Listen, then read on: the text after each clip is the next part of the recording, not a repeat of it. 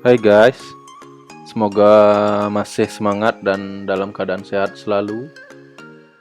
Kali ini kita akan membahas potongan memanjang dan melintang di mata kuliah ilmu ukur tanah ini. Untuk apa sih kita mempelajari potongan memanjang dan melintang? Bisa kalian lihat di sini. Ini adalah tampak atas dari sebuah jalan. Jadi potongan memanjang dan melintang itu berfungsi. Kalau potongan memanjang, kita bisa melihat elevasi dari jalan itu sendiri. Misalnya ini elevasi di bagian ini, di tengah-tengah, dan ini pasti saja berbeda. Kalau nanti dilakukan pengukuran, dibuatkan potongan memanjang, di sana kalian akan tahu beda tingginya atau elevasinya. Nah, ini bisa kalian lihat. Ini juga berfungsi misalnya nanti kalau di jalan itu ada pekerjaan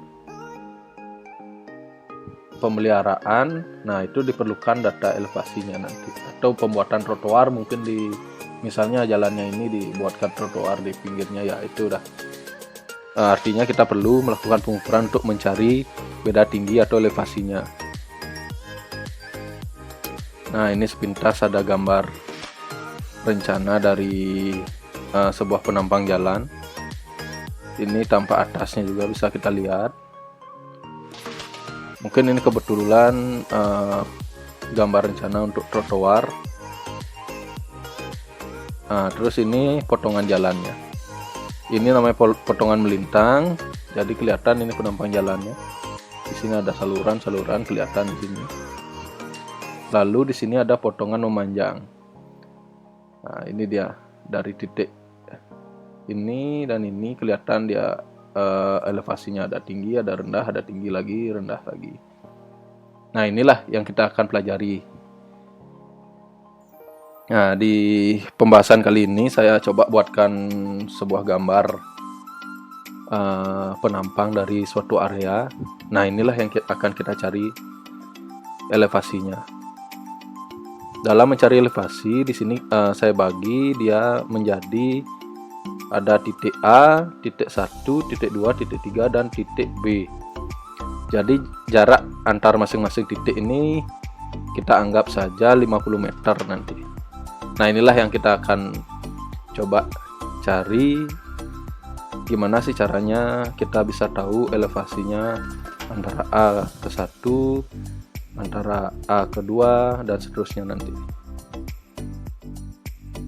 Oke, kita mulai saja. Di sini ada pertama pengukuran elevasi. Bisa kita lihat alat didirikan di antara 1 dan A. Oh ya, di pengukuran ini nanti yang kita lakukan adalah ada pengukuran pergi dan pengukuran pulang. Nah, ini kan ada kolomnya di tabel, ada pergi dan pulang. Itu tujuannya untuk kira-kira untuk apa? Kita melakukan pengukuran, jadinya ini pulang dan pergi itu bertujuan untuk supaya nanti data yang kita dapat itu kesalahannya bisa kita minimalisir. Jadi ceritanya gini, misalnya kita melakukan pengukuran, ini kan pengukuran pergi, jadi arahnya ke titik B. Kalau nanti setiap titik ini sudah kita dapat angkanya, kita baca rambunya, kita catat.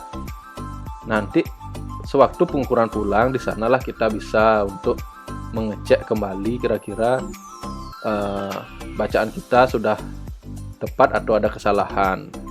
Nah, itulah fungsinya nanti. Jadi untuk mengecek supaya kesalahan itu bisa diminimalisir. Oke, kita balik lagi di sini. Jadi alat didirikan di antara titik 1 dan A. Ini dia, bisa kita lihat. Ingat tadi jaraknya ini kita asumsikan 50 meter. Jadi waterpass optis ini didirikan di antara titik A dan titik 1. Nah, yang pertama kita lakukan adalah karena ini pembacaan pergi, kita membidik dulu ke belakang. Nah, masih ingat di pembahasan sebelumnya kalau kita menggunakan water pass optis, dari rambu ukur itu yang kita baca cukup hanya benang tengah saja. Benang atas dan benang bawah tidak perlu. Jadi, nah di sini bisa kita lihat di tabel, ini kan BT benang tengah artinya. Ini setelah dibidik ke belakang kita catat hasilnya. Didapatkan misalnya 2,425. Lalu setelah itu alat diputar. Ini alat kita asumsikan sudah sudah berdiri dengan sesuai, yaitu gelembung nipunya sudah ada di tengah-tengah, sudah disetting sedemikian rupa sehingga sudah bisa dipakai membaca rambu ukurnya. Nah, ini setelah tadi kita ukur benang tengah yang di belakang, kita putar alatnya, lalu kita baca benang tengah di muka. Ini muka jadinya, karena kita arahnya kan ke sana, ukuran pergi. Ini dicatat dapatnya misalnya 2,055. Kita catat. Oke, selanjutnya, nah sekarang alat kita dirikan di antara titik 1 dan 2. Sama caranya seperti tadi, karena kita masih pengukuran pergi ini. Jadi kita melakukan pembacaan ke arah belakang dulu. Nah, di sini dicatat pembacaannya 2,235. Plat diputar, kita baca ke titik 2, dapatnya 1,956. Oke, kita lanjut. Lalu di sini alat didirikan di antara titik 2 dan 3. Caranya sama seperti tadi, setelah alat sudah disetting, lalu dilakukan pembacaan rambu ukur. Nah, ini di titik benang tengah di belakang didapatnya 1,565. Lalu pembacaan muka 1,985. Nah, yang terakhir di pengukuran pergi ini alat didirikan di antara 3 dan B. Jadi dapatnya pembacaan belakang 1,657 dan pembacaan muka 2,256. Semoga bisa dipahami sampai sini ya. Jadi itu hasilnya untuk pengukuran pergi. Oke, setelah tadi kita udah melakukan pengukuran pergi yang sudah saya sampaikan, kita juga di sini nanti melakukan pengukuran pulang. Jadi kebalikannya yang tadi kita sudah sampai di titik B ngukurnya saat pengukuran pergi. Jadi sekarang kita melakukan pengukuran pulang.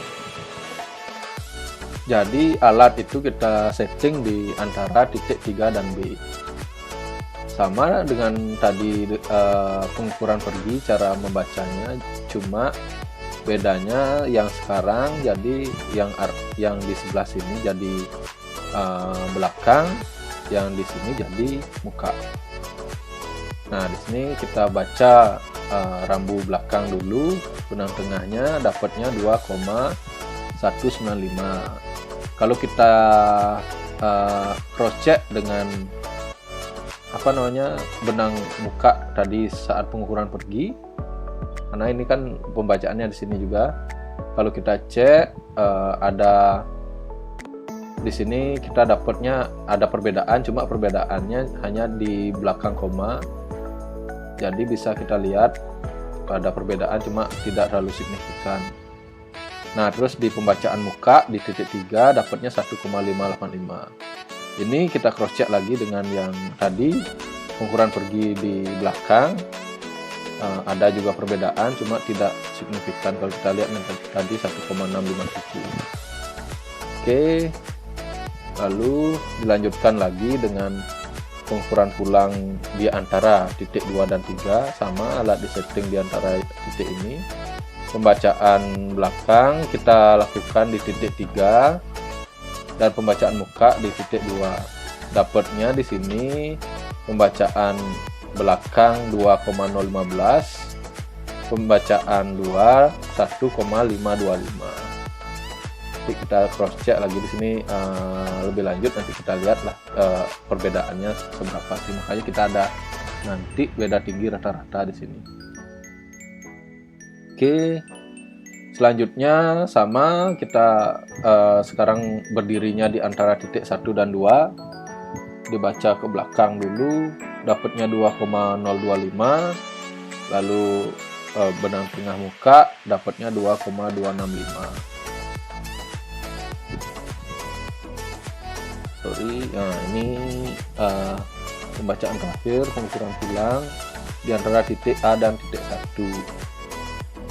Untuk benang tengah belakang kita dapat 2,065, benang tengah muka dapatnya 2,415. Oke, sampai di sana semoga kalian bisa mengerti. Jadi kalau ada yang kurang jelas, seperti biasa bisa kita diskusikan. Nah, di sini coba kita sekarang bahas gimana caranya untuk menghitung hasil pengukuran yang sudah kita dapatkan tadi. Nah, di sini bisa kita lihat beda tinggi, ada pergi, ada pulang, ada rata-rata. Jadi coba kita baca di sini dulu perhitungan beda tinggi pergi. Itu rumusnya benang tengah belakang pergi dikurang benang tengah muka pergi. Jadi coba kita lihat contohnya. Titik A dan 1 antara ini dan ini, berarti ini dia. Oke, di sini kan benang tengah belakang pergi, jadi ini dia. Benang tengah belakang pergi 2,425 dikurang benang tengah muka pergi 2,055. Jadi hasilnya 0,370 meter. Ini dia. Oke. Semoga bisa dimengerti ya. Terus ke bawahnya sama aja. Kalau seperti ini, kalau hasilnya minus ya ditulis minus, karena dia 1,565 dikurang 1985 dapatnya minus 0,420. Oke, kalau yang perhitungan beda tinggi pulangnya sama juga, benang tengah belakang pulang dikurang benang tengah muka pulang. Ayo, coba kita lihat titik, contohnya titik A dan 1. 2,065 dikurang 2,415. Hasilnya minus 0,350. Oke. Ini dia. Sama ke bawah juga caranya seperti itu. Ini dikurang ini. Hasilnya minus 0,240. 2,015 dikurang 1,525. Hasilnya 0,490. Nah, setelah kita dapat beda tinggi pergi dan pulang, sekarang langkah selanjutnya kita menghitung rata-ratanya. Jadi perhitungan beda tinggi rata-rata itu caranya beda tinggi pergi dikurangi beda tinggi pulang, beda tinggi ini dikurangi beda tinggi ini, dibagi 2, itulah nilai rata-ratanya. Coba kita lihat contohnya. Titik A dan 1. Nah, ini beda tinggi perginya 0,370. Ini dia. Terus beda tinggi pulangnya minus 0,350. Ini dia. Ini kalau minus ya dimasukkan dalam rumus minus juga. Jadi 0,370 minus 0,35 dibagi 2, hasilnya 0,360 meter. Ini dia. Coba kita lihat ini contoh yang kedua di antara 2 dan 3. Jadi ini dia. Titik 23. Jadi minus 0,420 ini dikurang 0,49. Ini dibagi 2. Jadi hasilnya dapat minus 0,455. Jadi ini dia beda tinggi rata-rata ini. Oke, semoga bisa dipahami. Rumusnya seperti itu. Yang ini dikurang ini dibagi 2, dapat ini. Kalau kalian udah bisa pakai Excel ya gampang, nanti tinggal di input aja, hasilnya udah bisa didapat. Jadi setelah kita mendapatkan beda tinggi rata-rata, kita lanjutkan ke perhitungan elevasinya, beda tingginya. Nah, di sini di titik A tadi, titik pertama kita berdiri tadi, kita asumsikan memiliki elevasi 50 meter. Elevasi 50 meter ini ya diukurnya dari datum. Entah datumnya dia pakai permukaan laut, atau bisa juga nanti elevasi tanah mungkin di dekat sana yang lebih rendah dia dipakai sebagai acuannya. Jadi asumsinya kita anggap titik A itu memiliki elevasi 50 meter. Jadi caranya itu menghitung, kalau di titik 1 bisa kita lihat di sini, tadi nilai rata kita dapatkan 0,36. Elevasi di titik A 50, jadi 50 ditambah rata-rata beda tinggi tadi yang di titik 1 0,36. Jadi elevasi di titik 1 50,36 meter. Kalau elevasi di titik 2 sama juga.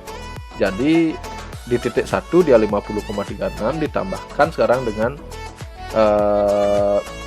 beda tinggi rata-rata ini antara titik 1 dan titik 2 di 0,26. Jadi elevasi di titik 2 50,62 meter.